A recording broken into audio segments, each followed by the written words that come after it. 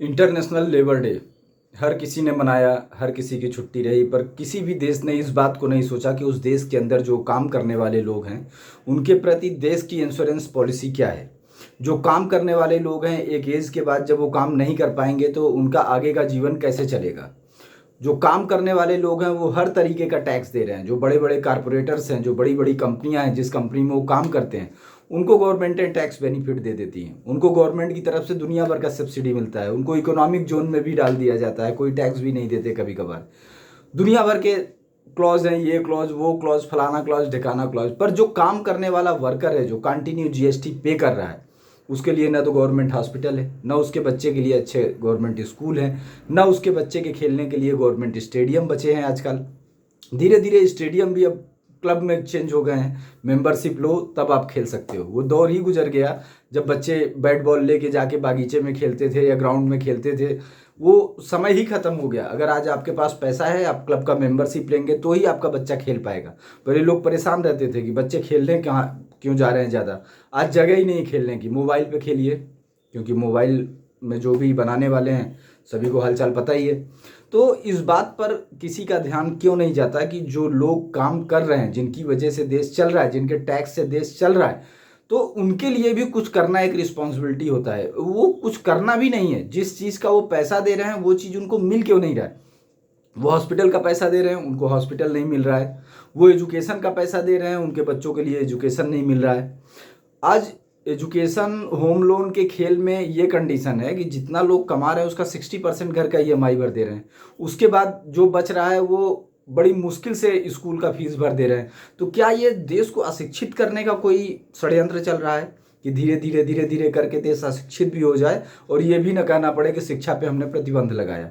इस चीज़ से समझा जा सकता है कि किसी देश को किस तरीके से इंटरनेशनल ताकतें बर्बाद करती हैं।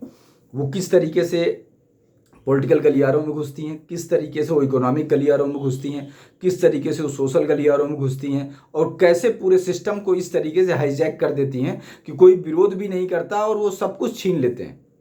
कोई विरोध नहीं करता। आज हर वर्कर टैक्स दे रहा है, पर किसी वर्कर में इतना बूता क्यों नहीं बचा? क्योंकि ईएमआई भरने के बाद, स्कूल का फीस देने के पास उसके पास इतना पैसा, इतना बैकअप नहीं है कि वो 10 दिन घर पे बैठ सके। तो विरोध नहीं कर सकता, क्योंकि 10 दिन घर पे बैठ जाएगा तो 10 दिन का सैलरी कट जाएगा तो फिर उसके रिकवरी कैसे करेगा वो? तो फिर अगले महीने का ईएमआई बाउंस हो जाएगा, बैंक वाले दरवाजे पे आ जाएंगे। अब किसने ये रेट फिक्स करने को बोल दिया कि लोग खरीद ही ना पाए प्रॉपर्टी, 20 साल के लोन पे खरीदें? अब कैसे समाज बर्दाश्त कर रहा है, किस तरीके से वर्कर क्लास बर्दाश्त कर रहा है? जरूरी है कि गवर्नमेंट अब इस बात पे ध्यान दे कि जो भी एम्प्लॉय क्लास के लोग हैं उनको घरों के खरीदी पे, स्कूल की फीस में अगर आप नहीं कर सकते, अगर आपकी क्षमता से बाहर हो गया है, किसी भी व्यवस्था की क्षमता से बाहर हो गया है, तो वो कम से कम इतना तो ध्यान दे ही सकते हैं कि उनके लिए स्पेशल फीस पैकेज लाया जाए, स्पेशल परचेजिंग का पैकेज लाया जाए।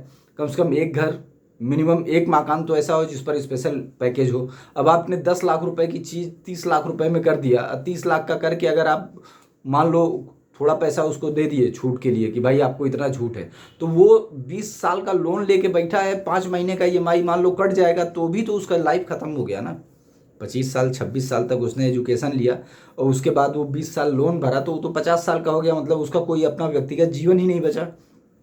तो वर्कर जिए तो जिए कैसे? जो भी वर्कर क्लास है, मतलब जो भी एम्प्लॉय क्लास आदमी है, वो जिए तो जिए कैसे? इस बात पर ध्यान देने की ज़रूरत है।